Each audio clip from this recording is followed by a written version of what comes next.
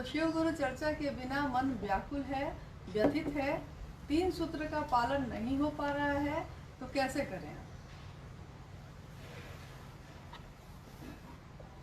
चर्चा के बिना मन व्यथित, बाह्य परिवेश ऐसा है कि हमको आपको चर्चा की अनुमति नहीं मिलेगी, क्योंकि हमारे आप पर ही शारीरिक खतरा है। 3 सूत्र में दूसरा सूत्र है चर्चा करना। चर्चा का मानी क्या होता है, अर्थ क्या होता है? शिव गुरु चर्चा का प्रयोजन है कि दूसरे आपकी शिव चर्चा से शिव की ओर बढ़ें, शिव को अपना गुरु माने, उनका जीवन शिवमय हो, सुखमय हो, शांति उनको मिले, ये प्रयोजन है शिव चर्चा का। लेकिन 3 सूत्रों में 2 सूत्र और भी हैं भाई साहब। पहला सूत्र है कि अपने गुरु शिव से दया मांगिए, दया की याचना करिए, मन उस दया की स्थिति में जाए। और तीसरा सूत्र है अपने गुरु को प्रणाम करिए। आपने शिष्यामृति मेरी पतली सी पुस्तक है, उसको पढ़ा होगा। उसमें लिखा हुआ है कि शिव शिष्यता के लिए अनिवार्य एक ही चीज है, वो है अस्थाई शिष्य भाव। यानी शिव हमारे गुरु हैं, शिव मेरे गुरु हैं, यह भाव खंडित नहीं हो। जैसे आज तिथि खंडित हो गई, 9वीं में 10वीं घुस आई, कभी कभी चतुर्दशी में अमावस्या घुस आती। अस्थाई शिष्य भाव चाहिए, यानी मैं शिव का शिष्य हूं तो हूं, इसमें कोई भी संशय, कोई भी 2 बातें नहीं होंगी। शिव मेरे गुरु हैं तो हैं। अगर अस्थाई शिष्य भाव है तो अस्थाई मन नमन की स्थिति में जाएगा, अस्थाई रूप से जाएगा। अस्थाई रूप से मन शिव से दया की याचना में जाएगा। बोलने या करने जैसा कुछ भी नहीं। मन तो नहीं लग रहा है, इसीलिए कि चर्चा करते थे तो भीड़ होती थी, भीड़ में बोल रहे हैं हम तो थोड़ा मजा आता था, अच्छा लगता था कि इतने लोग बेवकूफ बैठे हैं मेरे सामने, हम ज्यादा होशियार हैं, इसीलिए चर्चा कर रहे हैं। दूसरे प्रयोजन भी हो सकते हैं। एक आदमी का प्रयोजन हो सकता है कि लोगों को सुना रहा वो कि शिव की चर्चा सुन के ये लोग शिव की ओर चलेंगे, शिव इनके गुरु होंगे, शिव से जुड़ेगा इनका मन, तो कम से कम शैतानियत से तो बचेगा। और कुछ की मनसा होगी कि भीड़ है, इतने लोग मेरे हैं तो कुछ लौकिक जगत मिल ही जाएगा, सम्मान मिल ही जाएगा, सुविधाएं मिल ही जाएंगी, अन्य काम भी धरती के हो ही जाएंगे। तो ऐसे लोगों को ज्यादा तकलीफ हो रही है, जिनका जगत छूट रहा है चर्चा के बिना, जागतिक सुख सुविधाएं कम हो रही हैं चर्चा के बिना, उनको तो दर्द होगा भैया कि कुछ मिल नहीं रहा है, न सम्मान मिल रहा है, न सुविधा मिल रही है, न पैसे मिल रहे हैं, ये क्या हो रहा है। शोर तो वही लोग ज्यादा करेंगे। मैं शिव का शिष्य हूं और मैंने ही पूरी दुनिया में शिव चर्चा 3 सूत्र की बात को लाया। ठीक है, मुझको किसने सिखाया? महादेव मेरे गुरु ने सिखाया, यह बात छोड़ दीजिए, मैं ही प्रत्यक्ष रूप से दिखता हूं। मेरे मन में कभी ऐसा नहीं हुआ कि 6-7 महीने से शिव गुरु की चर्चा मेरे द्वारा बंद है, मेरी शिष्यता का क्या होगा, कभी नहीं आया मेरे मन। क्योंकि शिव मेरे गुरु हैं, चर्चा हो या नहीं हो क्या अंतर आता। महादेव मेरे गुरु हैं, जब मौका मिलेगा तो लोगों को शिव की ओर प्रेरित करेंगे। अगर शिव चर्चा बंद होने से आपकी शिव शिष्यता खंडित हो रही है, आपकी शिव शिष्यता कमजोर हो रही है, तो लानत है ऐसे शिव शिष्यों पर। ऐसे शिव शिष्यों को शिव शिष्यता छोड़ देनी चाहिए, यह मेरी राय। नेक्स्ट।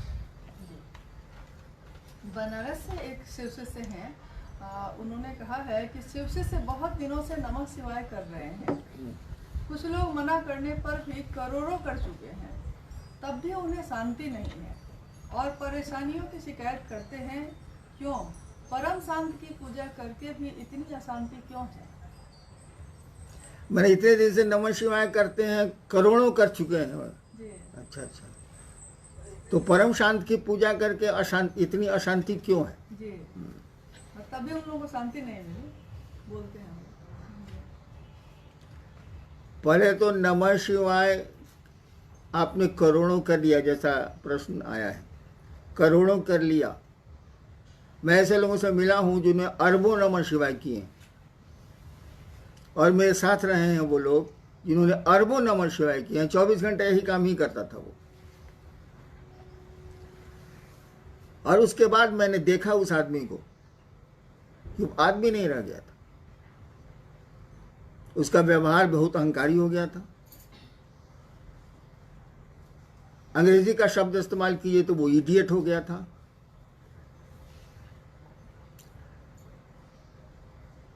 अव्यवहारिक हो चुका था, किसी से ठीक से बात नहीं करता था। तो अभी तो आपने कहा कि नमः शिवाय करके भी परेशानी आए, इतने नमः शिवाय किया।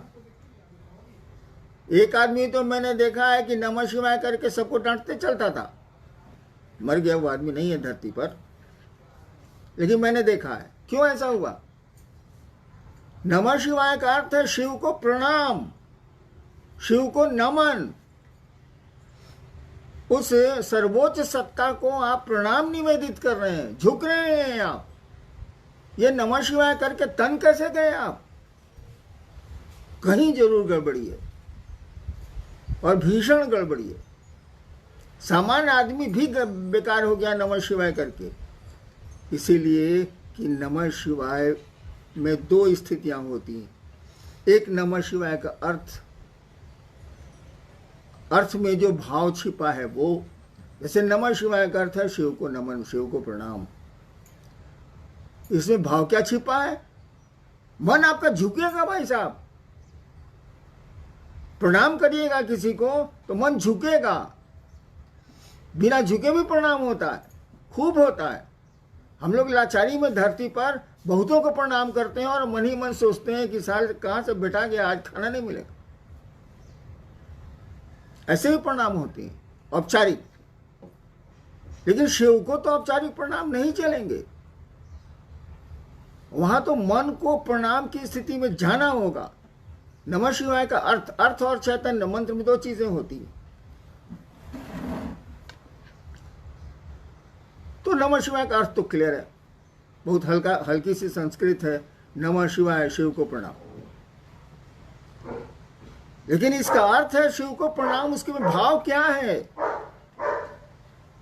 रोड पर चल रहे हैं, कका गोड़ लगता नहीं, अब मने मन सोच रहे साला ककवा कहां से बेटा गया, आज तो नाश्ता नहीं मिलेगा। वाह, ये प्रणाम नहीं है। तो नमः शिवाय में शिव को प्रणाम करने का भाव छिपा है, शिव को नमन करने की स्थिति छिपी है। मन जब शिव को प्रणाम करेगा तो ये झुकना सीखेगा, विनीत होगा। कहा जाता है अकड़ और अहंकार दो चीजें न भक्ति मार्ग में चलती हैं न शिष्यता में चलती हैं। अकड़ और अहंकार से बचना होगा।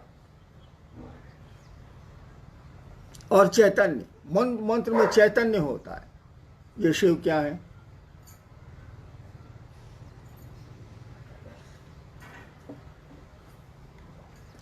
जब ये समझ में आएगा कि ये शिव क्या है, ये गुरु की दया से ही होता है। मंत्र का देवता ही, गुरु ही समझाता है और मंत्र में चैतन्य डालता है। उसमें जो ज्ञान है उस मंत्र में, उसको डालता है शिष्य में। जब मंत्र में अर्थ और ज्ञान दोनों आएगा, क्या आप बात करते हैं, एक मन है नमः शिवाय आपको शिव बना देगा। करिए तो सही, ये करोड़ों काहेला कर रहे हैं।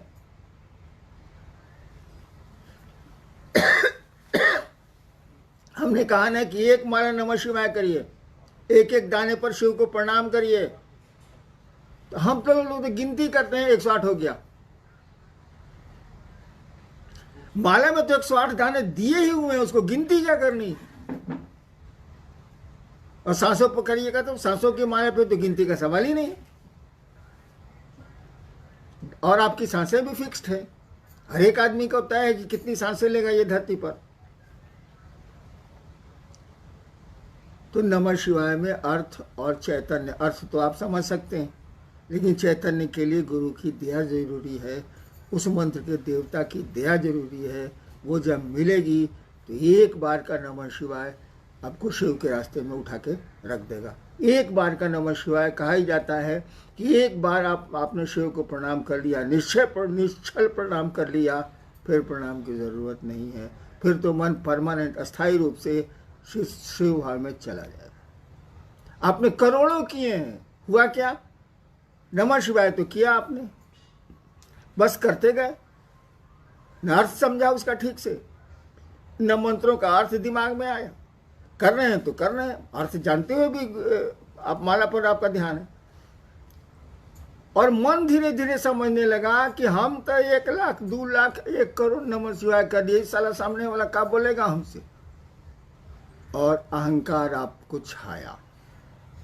अहंकार किसी को भी छाएगा तो धरती पर उसके संबंध बिगड़ेंगे, आध्यात्म में तो पूरी तरह बिगड़ जाएंगे। इसलिए याद रखिए भाई साहब, शिव शिष्यता में या भक्ति में अकड़ और अहंकार इसको हटाइए। इसके जब तक ये नहीं हटेगा तब तक आपका नमः शिवाय फलदायी नहीं होगा। वैसे धरती के छोटे मोटे काम हो जाएंगे। नेक्स्ट आरा से शिव से हैं। आपने कहा आओ चलें शिव की ओर, अब तो चल भी रहे हैं फिर भी परिणाम नहीं है। कष्ट बहुत है, मन भागता रहता है, आखिर क्यों है ऐसा? जब भी जीवात्मा, जब भी कोई इस धरती पर योनिगत होता है, आता है, वो पेड़ हो, जीव हो, इंसान हो, देवता हो, भगवान हो, जब भी वो योनिगत होगा, पैदा होगा इस धरती पर, तब तो धरती के नियम लगेंगे। उसे सुख भी मिलेगा, उसे दुख भी मिलेगा, और आनंद तो मिलता है मात्र शिव की ओर चलने से, उस ईश्वर की ओर चलने से। जब दुख मिलेगा तो याद रखिए सुख भी मिलेगा, जब सुख मिलेगा तो याद रखिए दुख भी मिलेगा। लेकिन जब आनंद मिलेगा तो उसका उल्टा होता ही नहीं है। इसीलिए ईश्वर को कहा जाता है सच्चिदानंद, शिव को कहा जाता है वो ईश्वर है, महेश्वर है, आनंद वही है, उन्हीं के रास्ते में है, उन्हीं की दया पर है। तो आओ चलें शिव की ओर किसी ने कहा। अरे भैया, जिस दर्द से कहा वो दर्द समझ में आया कि शब्द पकड़ा गए? जिसने भी ये कहा कि आओ चलें शिव की ओर, उसके भीतर दर्द था, एक पुकार थी वह शिव की ओर चलने की, कि उसके पास भाव थे, और उस समय उसके पास दूसरा कोई भाव नहीं था। भीतर से उसने आवाज दी आओ चलें शिव की ओर। हम लोगों के लिए तो वो शब्द हैं, आओ चलें शिव की ओर, है ना वही हो गया, है ना आओ चलें शिव की ओर। जिसने कहा उसके भीतर दर्द था, एक क्या कहिएगा, उसको एक पीड़ा थी, और इसी दर्द के तहत उसने आवाज दी आओ चलें शिव की ओर। अगर उस दर्द से आप चलते हैं, उस दर्द के पीछे चलते हैं, तो कोई पीड़ा नहीं होगी। पीड़ा तो होती ही रहती है, पीड़ा तो मन झेलता है। पुआल पर सोने वाले को डलना पर सुला दीजिए, रात भर नींद नहीं आएगी। डलना पर सोने वाले को पुआल पर सुला दीजिए, रात भर नींद नहीं आएगी। ये तो मन की स्थिति है। सुख दुख यहाँ कुछ है नहीं, ये सभी घटनाएं हैं। यहाँ तो कोई दुर्घटना होती नहीं है जगत में, सब फिक्स्ड है। यहाँ सभी इंसिडेंट हैं, एक्सीडेंट नाम की कोई चीज़ नहीं है। हाँ, वो बोलचाल में हम लोग बोलते हैं।